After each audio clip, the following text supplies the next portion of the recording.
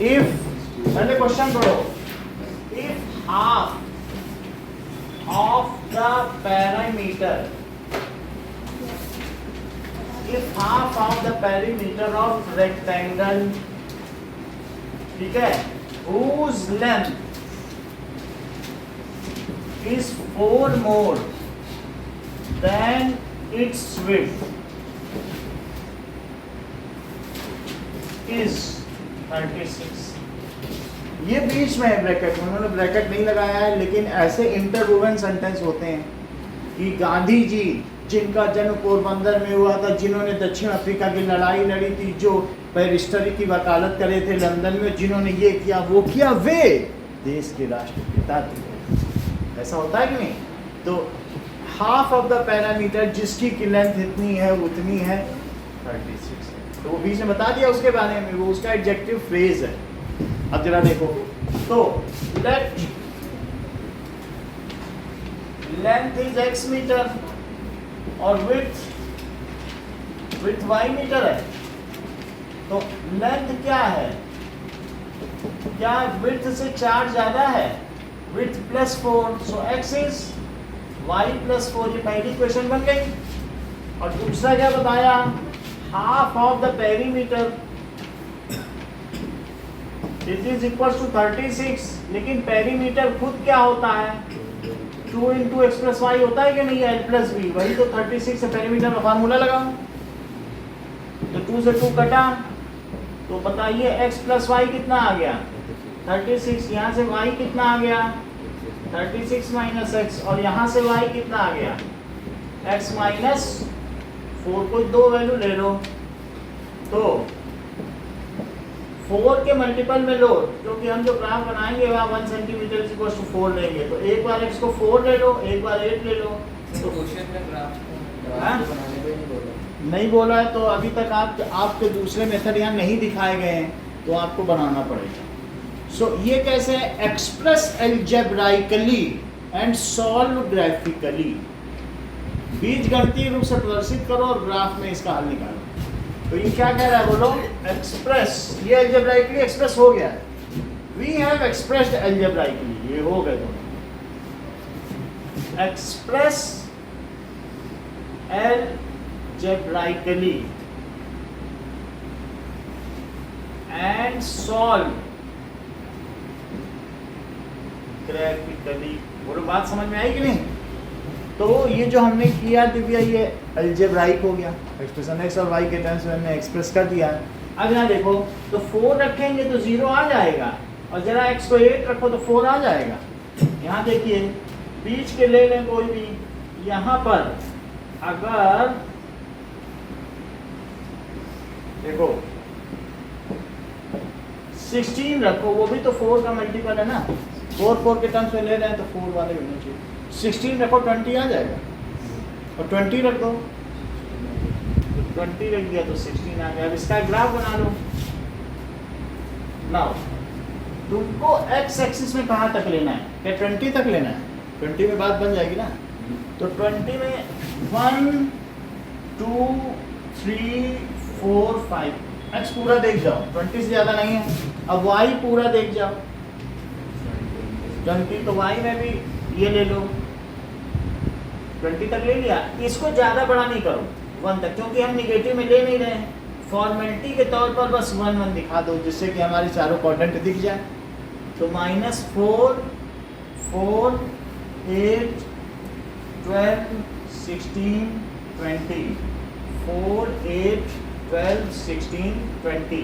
Unnecessary बहुत बड़ा नहीं करना है ग्राफ। अब यहाँ पर y डैश लिख दीजिए, and that is -4, this is x dash लिख दिया। यहाँ एक क्या जरूरी चीज सुजैन छूट गई है ग्राफ बनाने से पहले, scale. So that is scale क्या है बताओ? 1 centimetre is equal to 4 metre है on x and y axis. हाँ सुजैन, इस ग्राफ में ग्राफ बनाने से पहले क्या जरूरी चीज? बहुत अच्छा, सब चीज उत्कर्ष ही बता देते हैं। इन्होंने कहा जो y एक्सिस है वो विड्थ है इन मीटर, कितना पकड़ के चलते हैं आप, ये देखो विड्थ इन मीटर, जैसे number of pants and number of skirts उसके केस में, या नंबर ऑफ, ये cost of pencil, cost of pen, समझ आएंगे नहीं। और यहाँ क्या हुआ, लेंथ इन मीटर। जो स्टेटमेंट बेस्ड क्वेश्चन है वो लिखे जाएंगे। अब 4 और 0 करो तो क्या ये 4 0 है, और 8 और 4, तो 8 और 4 हो गया, तो ये लाइन जाएगी। अब ठीक है, इस पे इक्वेशन लिख दीजिए, x = y + 4। यहाँ नहीं लिखेंगे क्योंकि 16 और 20 कब होगा, तो वहीं पे ना लिख दें इक्वेशन, फिर हमें मिटाना पड़ेगा, थोड़ा दूर ही लिखो, साफ साफ रहे। अब इसकी क्या है, एक 16 20 है, तो 16 पे 20 लो, तो ये 16 पे ये 20 होगा, यहाँ पे ये देखो, ये 20 और ये 16। और दूसरा क्या है बताओ, 20 पर 16, तो 20 पे 16 ये हो जाएगा क्या, देख लो, ये 16 आ रहा है, ये 20, इन दोनों को मिला दो, मिला दिया। तो जो मिलाया है दिव्या, अब जरूरी बात समझो, तो इसमें तुम मन में सोच लो कि ये हमारा एक हाइपोथेटिकल रेफरेंस फ्रेम है, तो जो तुम्हारी लाइन होनी चाहिए इससे बाहर नहीं जानी चाहिए। यहाँ अभी भी तुम गड़बड़ कर रही हो, तो एक्स्ट्रा लाइन हमेशा मिटा दो, यहाँ तक रहे, तो ही ग्राफ सुंदर लगता है। और कुछ लोग ऐसे, अगर यहाँ तक तुम करोगे तो लूला लंगड़ा रहा, बहुत खराब लगता है, समझ आई बात कि नहीं। सो जैसा होना चाहिए शेप, वैसा ही होना चाहिए, सुंदर सा। जैसे बताया जाता है, राम की अजान बाहु है, उनके घुटनों तक आती थी उनकी बाहु, आजान भुज सचाप कर संग्राम जीत कर दूसरों, बोला जाता है। तो वैसे ही हमारा ग्राफ भी राम जी जैसा सुंदर है ना।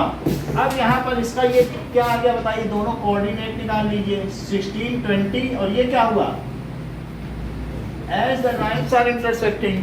तुम इसमें भी रख दो, 20 रख के देखो जरा, तो 20 रखने से क्या 16 नहीं आ जाएगा, दोनों के इंटरसेक्टिंग पॉइंट्स हैं। सो अगर इसकी लेंथ 20 है तो इसकी विड्थ कितनी हो गई 16। So by observation length of the field या गार्डन होगा is 20 metre and width of the field is 16। समझ आ गया क्वेश्चन। सो बाई ऑब्जर्वेशन, प्रेक्षण के अनुसार, प्रेक्षण के द्वारा, observation length is equals to 20 metre और width 16 मीटर। अगला क्वेश्चन देखो, now substitution method. Okay, substitution आप लोगों से 7th क्वेश्चन हमने कराया कि अभी नहीं कराया, करा लिया, पेपर पे नहीं कराया ना, तो कोई जरूरी है। 7th क्वेश्चन करो।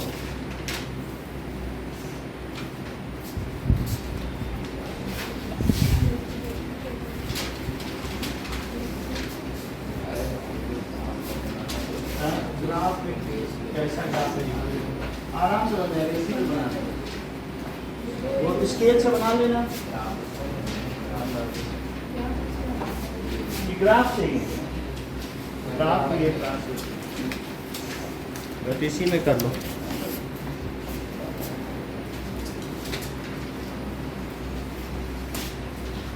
मैनुअली भी साथ आगे से करोगे हो जाएगा, नहीं तो स्केल ले लो। 7th क्वेश्चन करिए।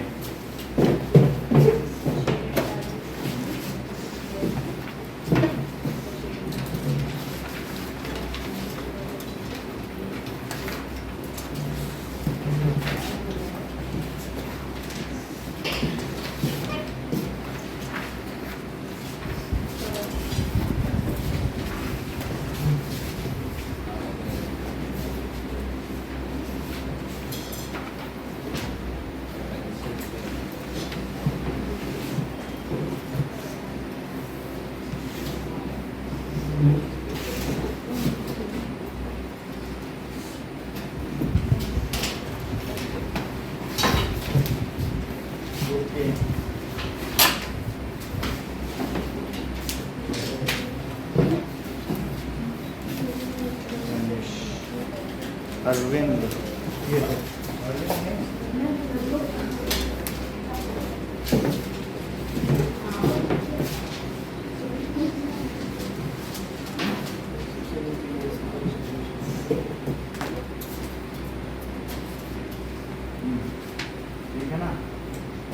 एक्स एक्सिस और दो लाइन इससे बनने वाली बाउंड्री और इसके मैंने गड़बड़ किया, यहाँ से आएगा माइनस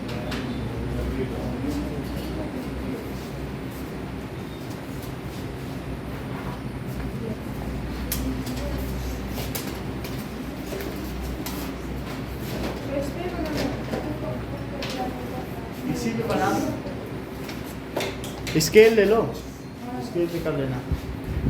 स्केल और किसी को चाहिए क्या? ये है सबके पास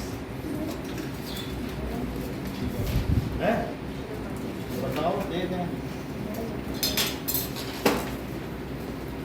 तुम तो स्केल ऐसे मानेंगे, सबको स्केल जैसे समोसा मानेंगे।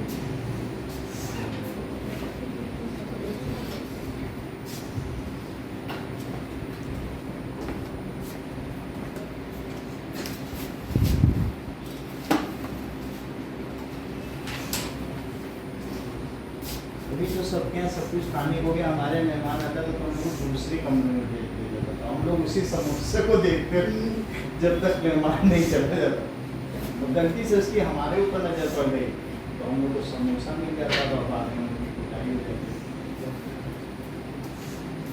अब तो बच्चों को तो खाते ही नहीं हैं, ये मोदी राज में हुआ है।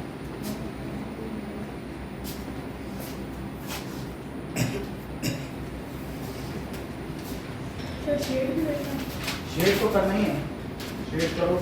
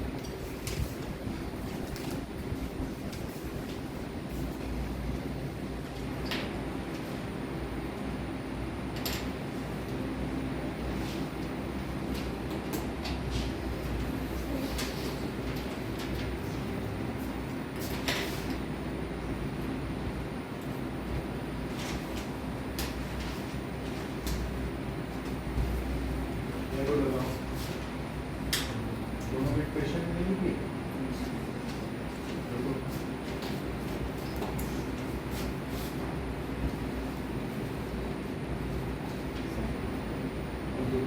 लिखा है बिल्कुल नहीं लिख सकते। तुम्हारे सामने उसका पेपर लेके आए देख के भी लोग सीख लेते हैं।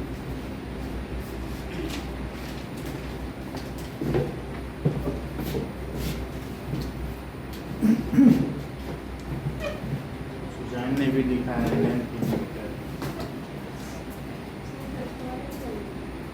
हाँ? नहीं।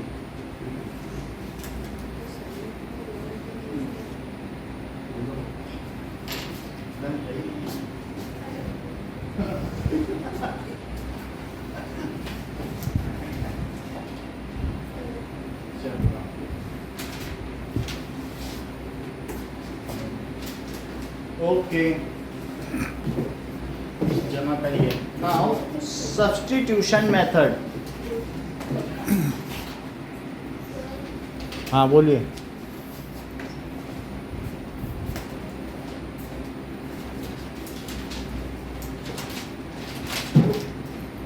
ओके, अच्छा गया। तुम्हारा -2 आ गया तो अलग ही वर्टिसेस निकालते हैं। -2 आया और 0 -2 लिख रही हो, डबल गलती।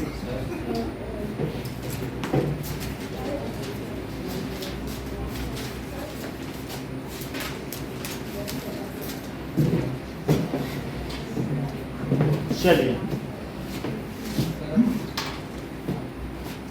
दो गलती करोगी तो मैथ में कैसे निकल पाओगे? पहले किसी को जहर दे के मारो, फिर तलवार से भी मार दो। हाँ बोलो। चलिए, नहीं उतना करने दो, नहीं आपका हो गया। ओके, हाँ ले रहा हूँ। आगे रख दो, आगे लेके रख दो, इधर हम ले लेंगे। एक स्केल रख दो उसी के ऊपर। चलिए,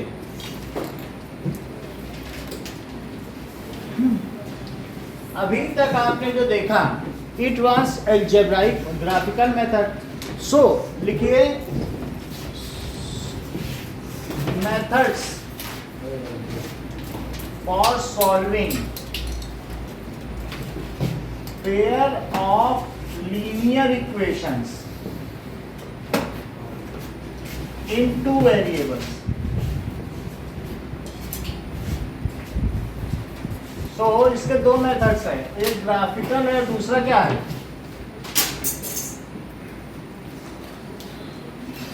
एक ग्राफिकल है और दूसरा algebraic.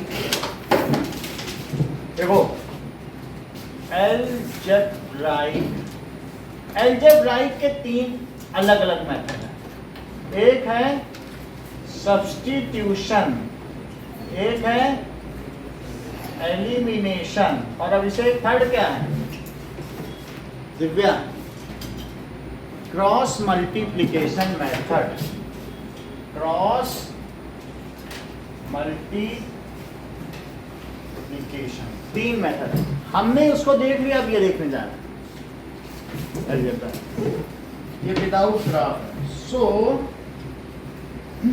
Substitution method,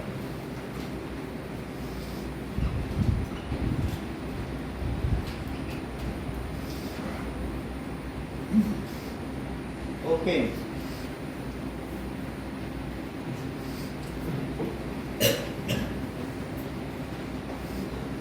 now question number 1 लो, एक्सरसाइज का। एक्सरसाइज 3.2 क्वेश्चन नंबर 1 का फर्स्ट पार्ट।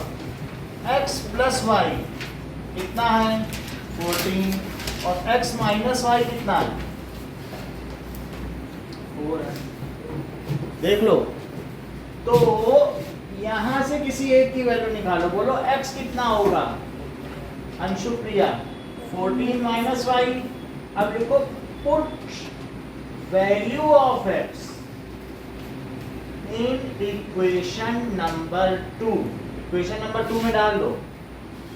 एक इक्वेशन से x की वैल्यू निकालो, y के टर्म्स में आएगी ना, और दूसरे में डाल दो, बस इतना ही करना है। तो जरा इसमें डालो तो x की वैल्यू कितना डालें बताइए।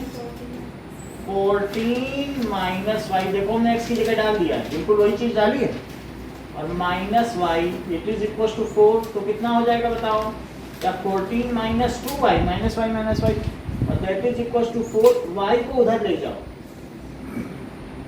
तो उधर 2y हुआ, और 10 कितना हुआ 2y, तो बोलो y कितना हुआ 5 हो गया, ठीक है। Put value of y is equal to 5 in any of the equation, किसी में भी डाल दो तुम्हारा जिसमें मन करे, जो सिंपल लगे उसी में डाल दो, ठीक है। So put y is equal to 5 in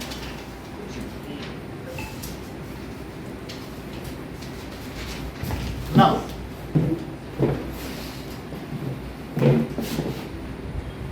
y is equals to 5 in equation number 1 में डालिए, तो बोलो x प्लस वाई 14 है और y तो 5 आ गया है, तो x कितना आ गया बताइए, क्या 9 आ गया, उन दोनों को हाईलाइट कर दीजिए।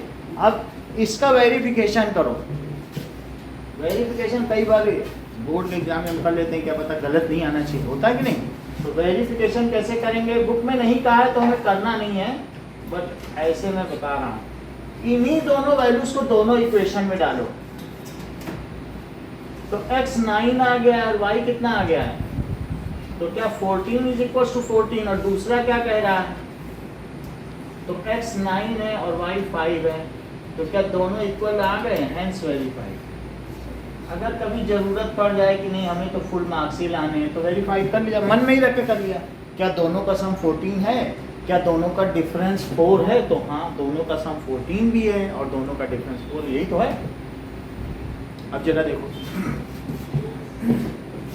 क्वेश्चन नंबर 2 देखिए, इसी का सेकंड पार्ट क्या है, s minus T is equals to 3 और s by 3 plus T by 2 is equals to 6, तो s की वैल्यू निकाल लीजिए अंशुप्रिया, निकाल लोगी, और अब इसको किसमें पुट करोगी, equation number, put in equation number 2 में डाल दीजिए, तो s की वैल्यू डालो, क्या डालेंगे बताओ, फ्रैक्शन को सॉल्व कर लो, तो फ्रैक्शन सॉल्व करने के लिए यहाँ 6 ले लिया, 3 2 is 6, तो 2s, और यहाँ से किया तो 3t इज इक्वल टू 6, तो ये मल्टीप्लाई हो जाएगा, so 2s plus 3t is equal to 36। अब s डालो, 2 लिखिए और s की जगह क्या डाल दें, 3 प्लस t और plus 3t is equal to 36। Number इतना समझ में आया,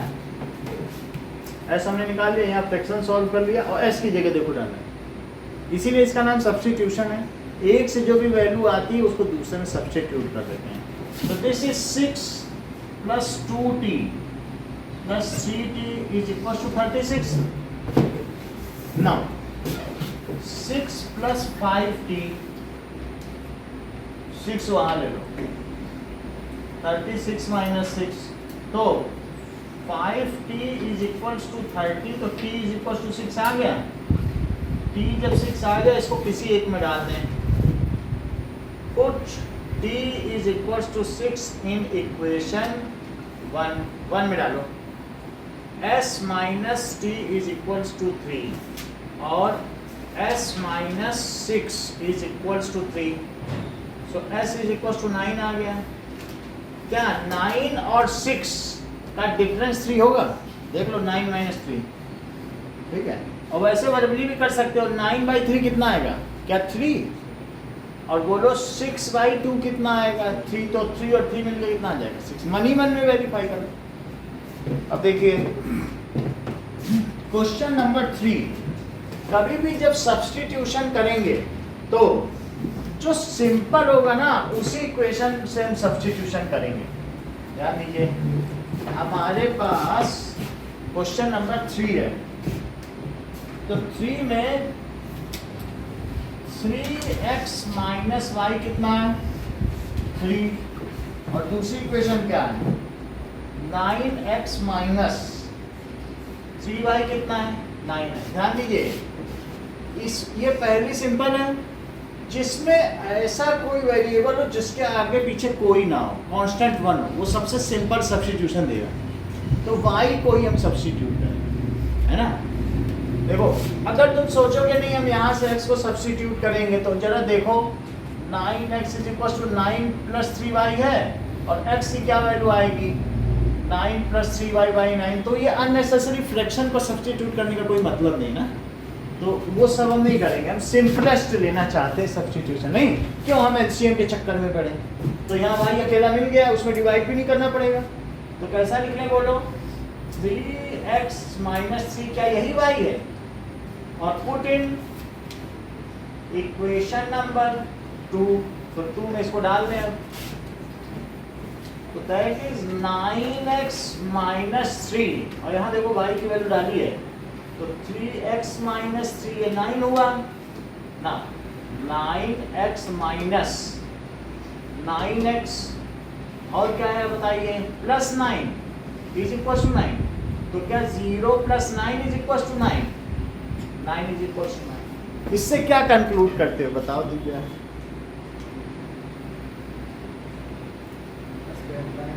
yes this is always true for any x and y। x and y कुछ भी रखो ये तो हमेशा सही आ ही गया, x एंड y से फ्री हो गया। सो this is infinitely many solution. अगर तुम चाहो तो 3 से मल्टीप्लाई करके देख लो यही आएगा, दोनों एक ही इक्वेशन है। और अगर यहाँ हो जाता 4 = 9 तो कह देना this is never true for any x and y। कभी 4 9 के इक्वल हो जाएगा क्या कुछ भी। So there is no solution, these are parallel lines. और अगर सेम आ गया तो क्या ये सेंटेंस बहुत इंपॉर्टेंट है, this is always true for any pair of x and y, so there are infinitely many solutions.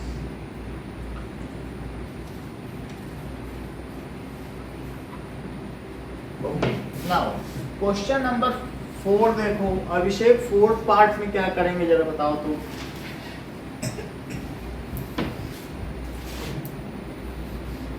(0.2x + 0.3y is 1.3) इस पूरे में 10 से मल्टीप्लाई कर दो। और दूसरी कौन सी है 0.4x + 0.5y = 2.3। इसमें भी 10 से मल्टीप्लाई कर दो। तो 10 से करेंगे तो क्या 2x हो जाएगा, 2x ये घड़ी ठीक है इस वाली घड़ी, दैट इज 2x और +3y इस तक। यहाँ भी करिए 5y = 20। इतना समझ में आया, 10 से मल्टीप्लाई कर दिया। आप मुझे बताओ और तो कुछ दिख नहीं रहा है, 2 ही x सबसे सिंपल है, कुछ तो और नहीं कर सकते ना, इसी को सब्स्टिट्यूट, क्योंकि कोई भी सिंगल कोएफिशिएंट वाला नहीं है ना, फ्री ऑफ कोएफिशिएंट। तो 2x कितना हुआ बताइए 13 माइनस, तो बोलो x कितना हुआ। उसमें लास्ट वाला स्टेटमेंट लिखना है, ये जरूरी है, यहाँ पे ऐसे में लिखना पड़ेगा। और अगर 4 = 9 आए, ऐसा भी कभी आ सकता है, दिस इज नेवर ट्रू। तो चाहे पैरेलल लाइंस और नो सॉल्यूशन में भी ऐसे ही कोई अजीब सी चीज आती है। और इनफाइनाइटली मान लो अगर आपके पास सॉल्व करते करते x y सब चले ही जाए और 4 = 9 आ जाता तो क्या लिखते, ऐसा एक क्वेश्चन आने वाला है। This is never true for any pair of x and y, so set of equations will give no solution. So set of linear equations have no solution. ये अगर कभी आएगा, एक आने वाला क्वेश्चन देखेंगे। अच्छा x की वैल्यू आ गई, अब x आ गया, x ही सिंपल था, इसको पुट करो, put in equation number 2। Equation number 2 में 4 है, तो 4 13 - 3y/2 plus 5y is equal to 23, 2 से 2 कट गया, तो that is 26 minus 6y plus 5y is equal to 23। तो 26 minus y is equal to 23, तो 26 minus 23 is equal to y, so 3 is equal to y। अब y को किसी एक में डाल दो, चाहे इस पहली वाले में डाल दो, पहली वाली में भी डाल सकते हो, यहाँ भी डाल सकते हो, कहीं भी डाल सकते हो, एक ही बात। नाउ ये जहां भी दिख रहा है कहीं भी डाल सकते हो, इससे सही आ जाएगा, ठीक है। पुट इन इक्वेशन नंबर 1, तो 0.2x plus 0.3y it is 1.3, तो 0.2x और 0.3 इंटू 3 इज 1.3, तो 0.2x plus 0.9 is equal to 1.3, तो 0.2x क्या आया, देखो 3 डाल दिया, इसमें न डालना चाहो तो तुम इसमें डाल दो, कोई इशू नहीं है। मैंने इक्वेशन 1 2 डाल दिया, नहीं तो ये भी आसान है ना, 10 से मल्टीप्लाई उसमें भी डाल सकते हो, वरना ऐसे भी कर दिया, 0.9 इधर ले जाएंगे तो 0.4 आ जाएगा, क्या 0.4 आ गया, तो 0.2x की क्या वैल्यू हो गई 0.4, तो बोलो x कितना आ गया,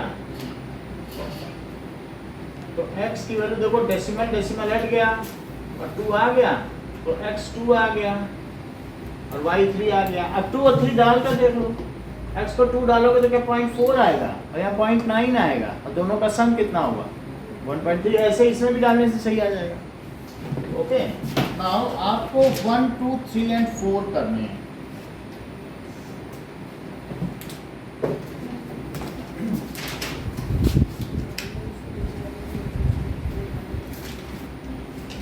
इसमें हो जाएगा, नहीं होता है,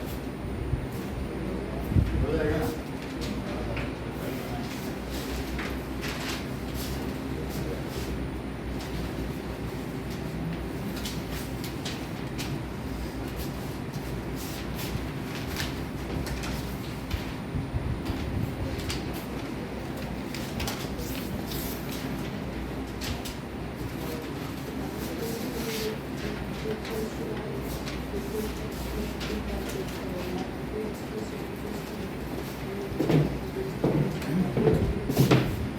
So fourth part होगा।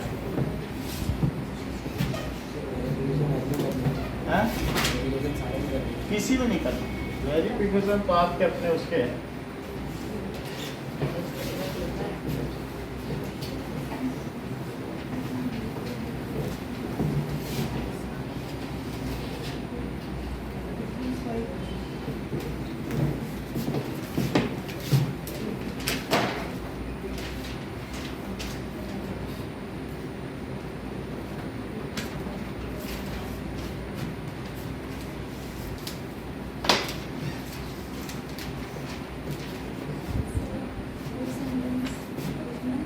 वो लिखना है कि दिस इज ट्रू, ठीक है, so they are it is true in all cases, so the pair of linear equations से निकालेंगे नहीं, हाँ ये तो लिखा भाई, अब 9 आता है।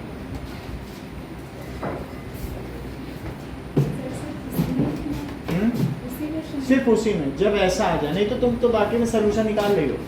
जब जब पैरेलल लाइंस आएंगी तो भी ऐसा आएगा, जैसे 4 इज इक्वल टू 9, तब गलत चीज गलत के इक्वल आएगी, तो लिखना this is false for all x and y, और जब इनफाइनाइट सोल्यूशन आएगा तब फिर सेम सेम आ जाएगा दोनों का।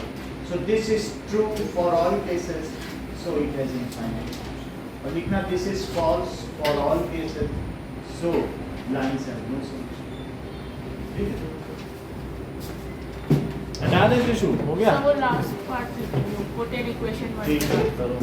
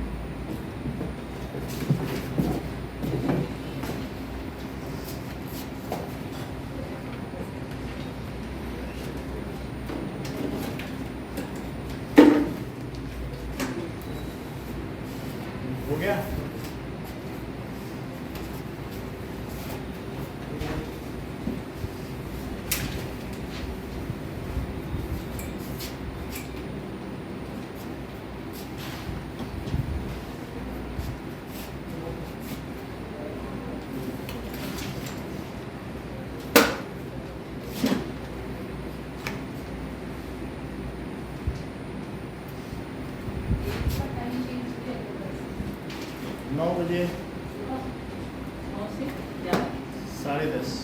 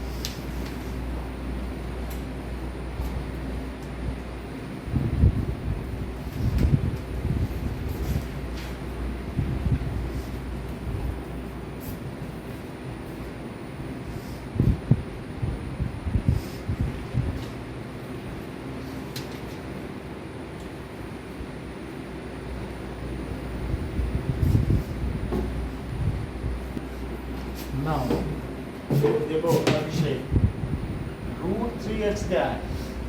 √8y, इसको उधर ले गया तो x क्या हुआ? Put in equation 1।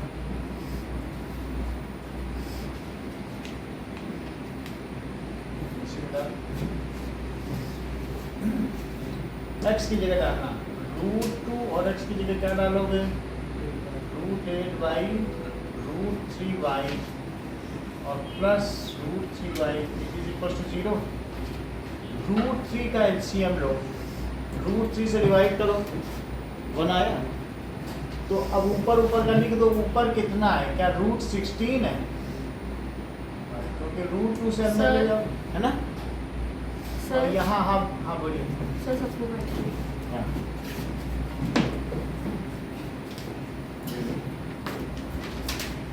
तो ये 1 से करो तो √3 उसको ऊपर मल्टीप्लाई, तो कितना हो जाएगा?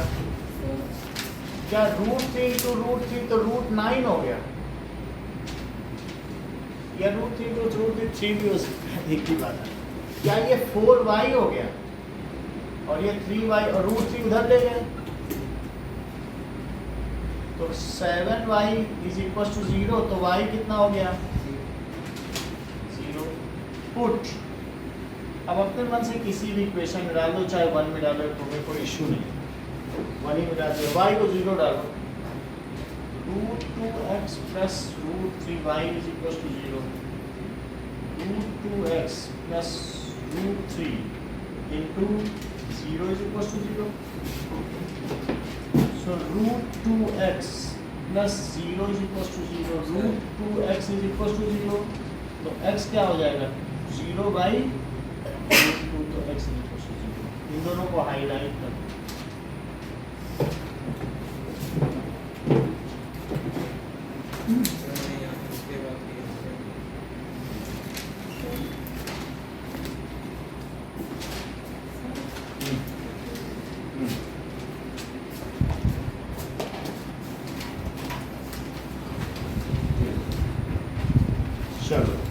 मैं इसको समझने की कोशिश करो। आपको 5th क्वेश्चन देखिए, 2 दिए तो सेकंड इक्वेशन में बोलो √3x √8y है। देखिए इसको उधर ले जाइए, ठीक है। फिर x कितना हुआ √8y √3y, वही चीज हमने यहाँ पुट कर दी।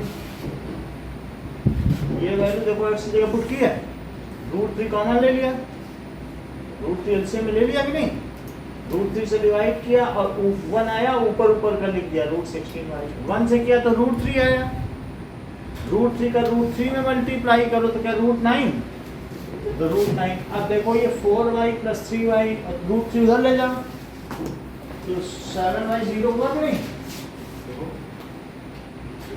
√16y तो 4y बना, तो फिर y की वैल्यू आ गई, जो y है इसी एक में डाल दो, मैंने फर्स्ट में डाल दिया।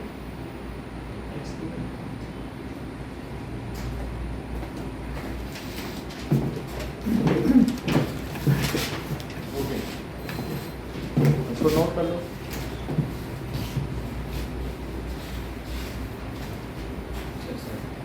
नोट कर लीजिए इसको, दिव्या।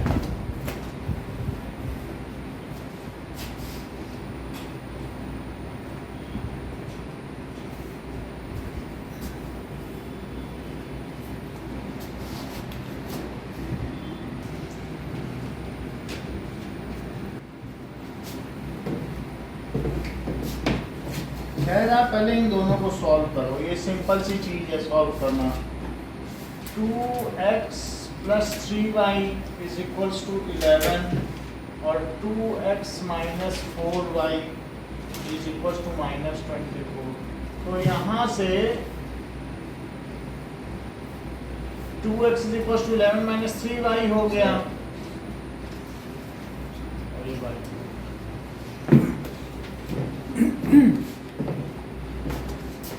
ठीक है। तो एक से हमने x की वैल्यू निकाल ली पहली इक्वेशन से, और दूसरे में उसको डाल दिया, पुट इन इक्वेशन 2।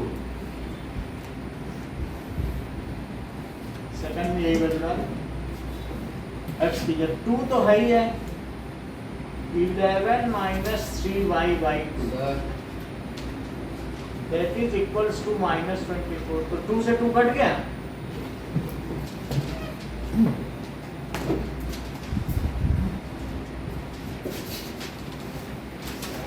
हाँ बोलिए। सो देखो पहले से हमने x निकाला, दूसरी इक्वेशन में डाला, जैसे सब्स्टिट्यूशन में करते हैं, सिंपल सी चीज है, सिंपल इक्वेशन। एक साथ सब ने दिया तो पहले वाली पहले दे देने चाहिए। अब देखिए तो 2 से 2 कट गया, और ये 11 - 3y - 4y है, तो -3y - 4y - 7y हुआ, और -24 और -11, तो बताइए -7y कितना हो गया, -35। तो y कितना हो गया,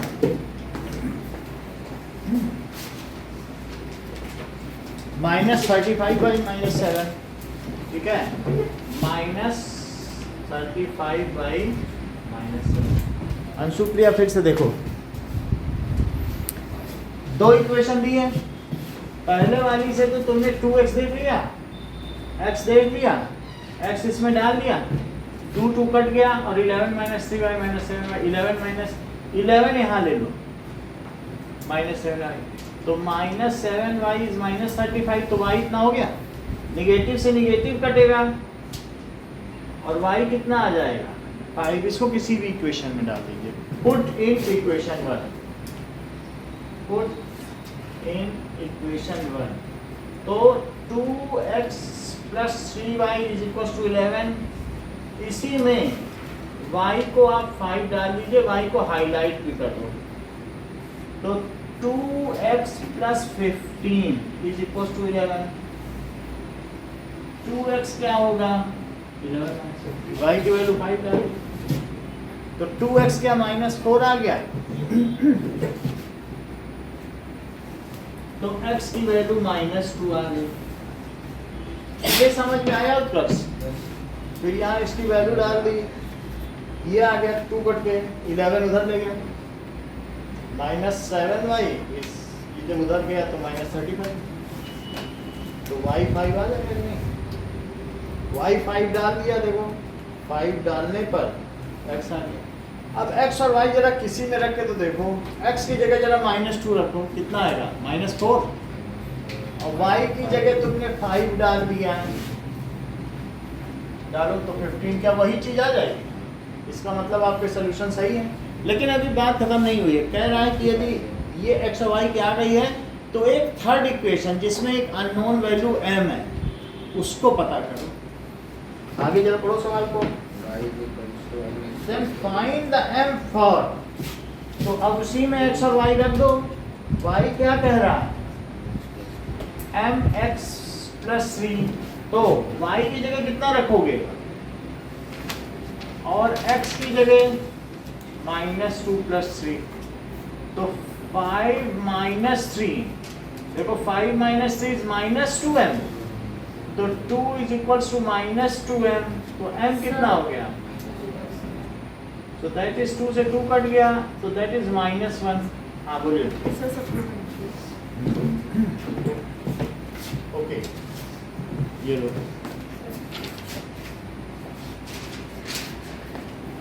सुजैन कहाँ तक ये वाला सवाल समझ में आया? जरा देखो, ट्राई करो। हमने इसमें 2x निकाला, फिर 2 से डिवाइड करके x निकाल के 2x समझ में आया, 3y इधर लेके दो इक्वेशन, तो x आ गया। अब देखो मैंने x इसमें डाला है, अब यहाँ पे देखो, लाइए जमा करके,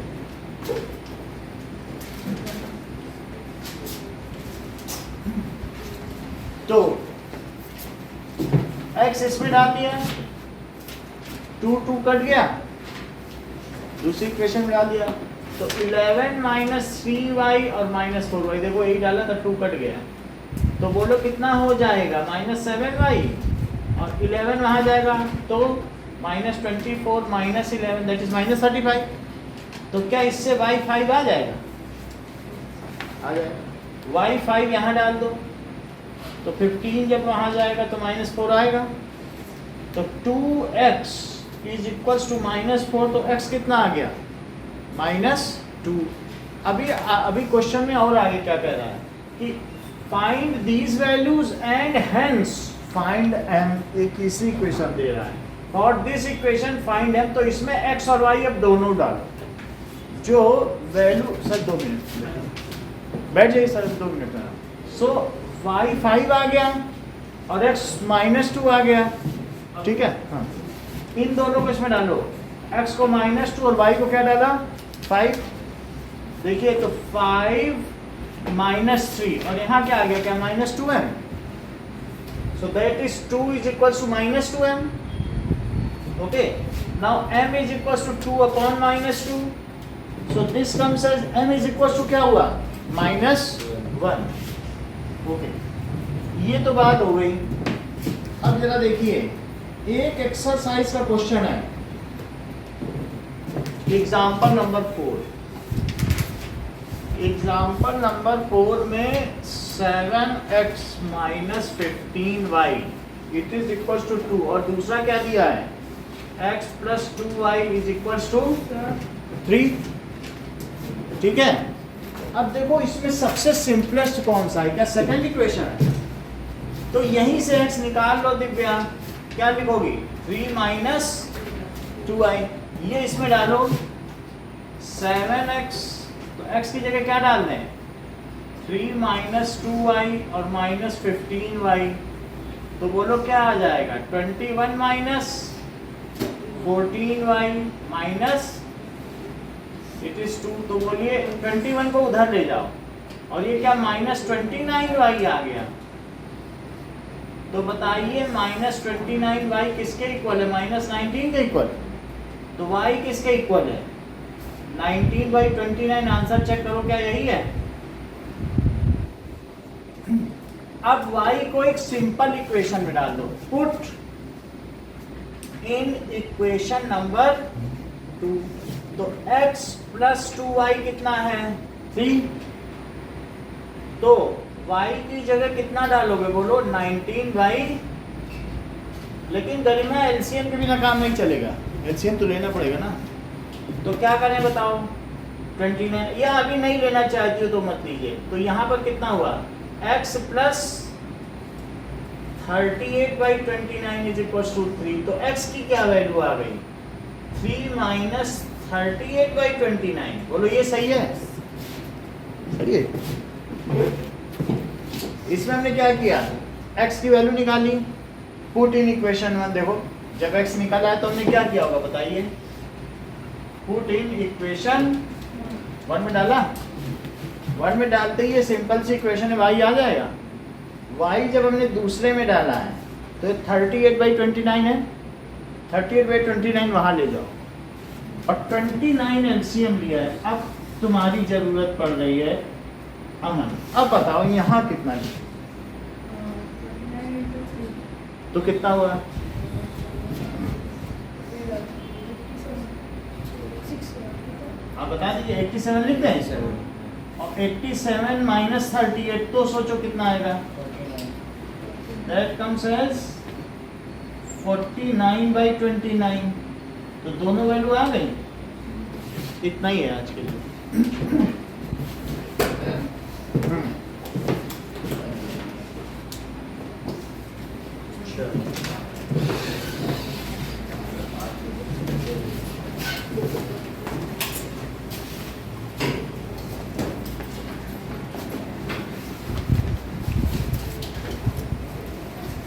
जो स्केल है, इरेजर सब रख देना।